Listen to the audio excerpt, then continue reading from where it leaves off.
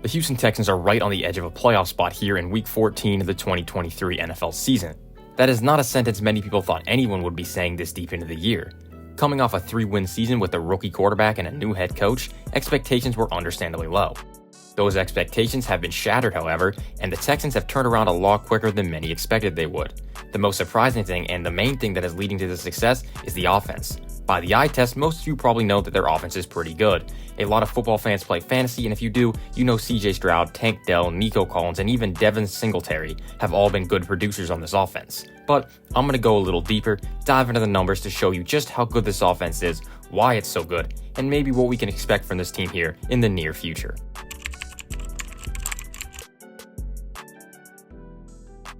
The first thing that we can take a look at in this offense is the efficiencies. It's pretty clear that the passing attack is what's getting the ball down the field. They are a bottom 5 team when it comes to rushing efficiency, but the passing game makes up for it.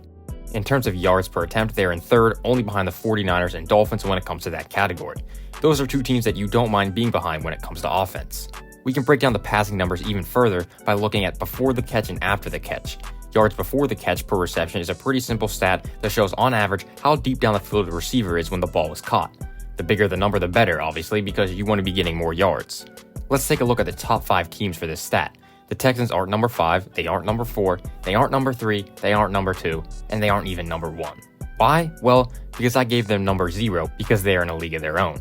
They are a full yard ahead of the next best team, the 49ers, and they sit atop the NFL with an average of 7.9 yards before the catch per reception. Throwing this deep down the field usually comes with some risk, but the Texans have seemed to mitigate that as they have only thrown 5 interceptions so far this season. That doesn't tell the whole story though, and we still have the yards after the catch. When we look at the yards after the catch per reception, the Texans sit at 4th in the league at 5.5. The teams ahead of them include the Chiefs, Dolphins, and 49ers. Being this high in both of these categories clearly shows that they are an elite passing offense, and they are up there with teams like the 49ers and Dolphins. Now, the Texans may not have the run game that those two teams have to complement the passing game, but maybe that will develop someday in the future.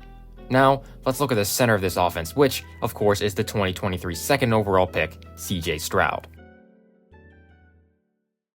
Stroud has had a great rookie campaign so far. You can look at these numbers, they're pretty good, especially for a rookie. He leads the league in passing yards with 3,540. He has thrown 20 touchdowns to just 5 interceptions. He has a passer rating over 100 and a QBR of 59.4. When we dive into the deeper analytics, they also show that he has been pretty good so far. He has an average intended air yards of 9.5, which is the second highest in the entire league. That means he's throwing the ball deep down the field more often than most quarterbacks. He is also completing passes at an efficient rate, as he has a completion percentage over expected of positive 1.5, meaning he has completed 1.5% more of his passes than an average quarterback is expected to make, based on the coverage and how far the throw is. He is definitely very good, but he is at his best when he's throwing to his top 2 receivers, Nico Collins and Tank Dell. Sadly, Tank Dell is going to be out for the rest of the year with a fractured fibula, but he will be back next year, obviously. If we look at the top quarterback to receiver connections of the 2023 season by passer rating, we see both of their names come up in the top 10. The Stroud to Collins connection sits at number 5, while the Stroud to Dell connection sits at number 10. Once again, they're up there with the likes of the 49ers and Dolphins, who we have been seeing pretty much in every stat so far. Wait a minute, who runs the offense in Miami?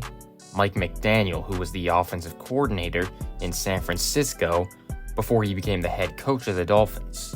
And who's the offensive coordinator for the Texans?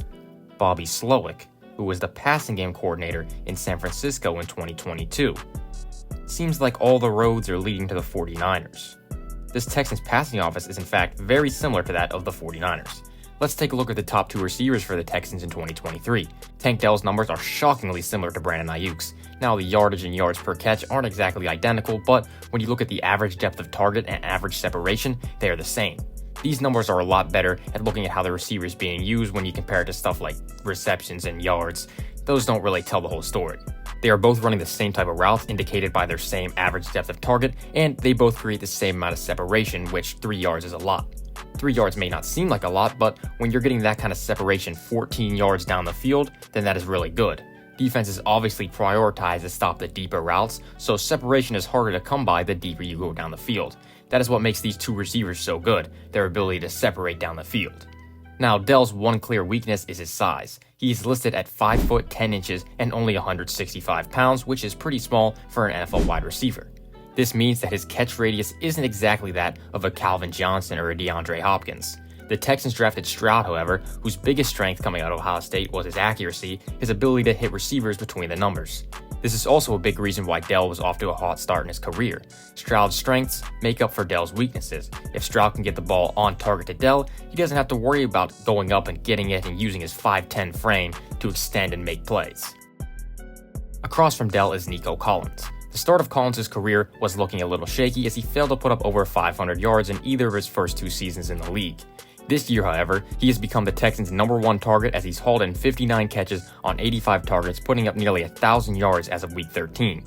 One thing that has really changed in Collins' game is the run after catch. In his first 2 seasons, he was averaging around 4 yards after the catch per reception, but now he is all the way up at 7.2. Who is the #1 guy in the league in that category? That, of course, is Deebo Samuel of the 49ers. Deebo has averaged 9.8 yards after the catch per reception this year, which is the best in the NFL. Behind him is Rashee Rice at 8.4, behind him is Khalif Raymond at 7.5, and behind him is Nico Collins at 7.2.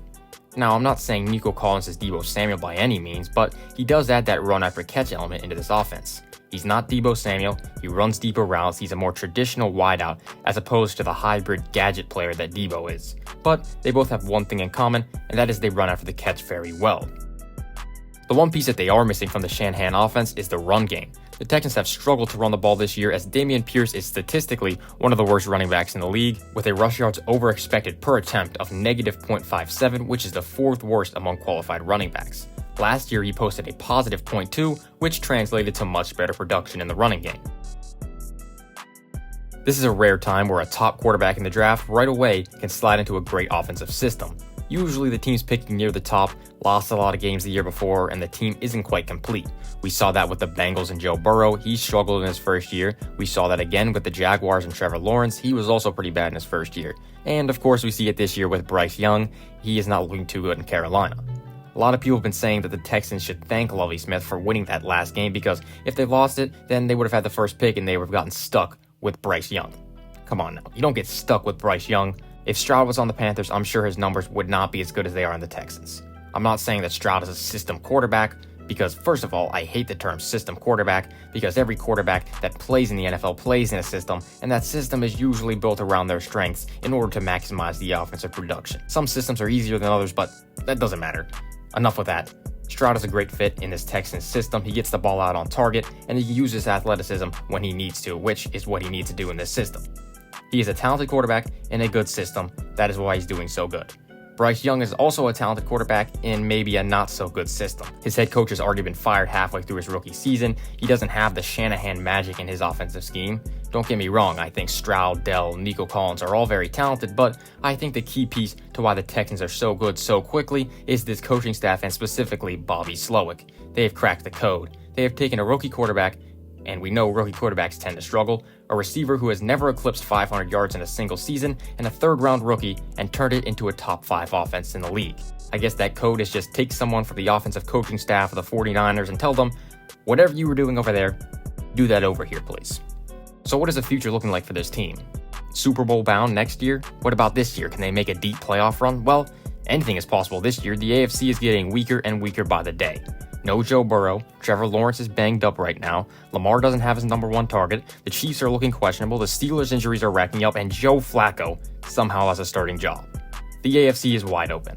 Now granted, the Texans find themselves right in the injury storm there, with Tank Dell being out for the year, which is a huge blow as we have discussed before how well he and Stroud have worked together.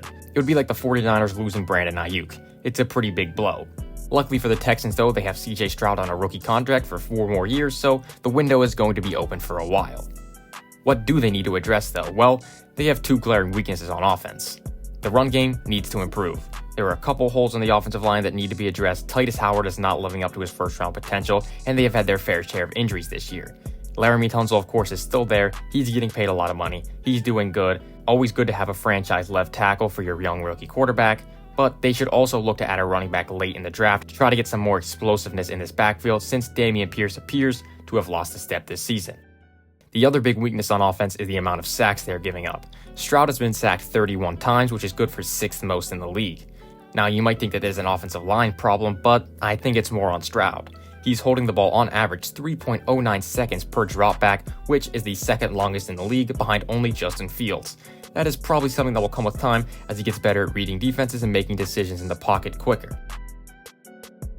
Now, the NFL in 2023 is ran by the offense. That's pretty obvious. Good offenses do a lot better than good defenses, so I think the focus should be towards the offensive side, but we can also talk about the defense.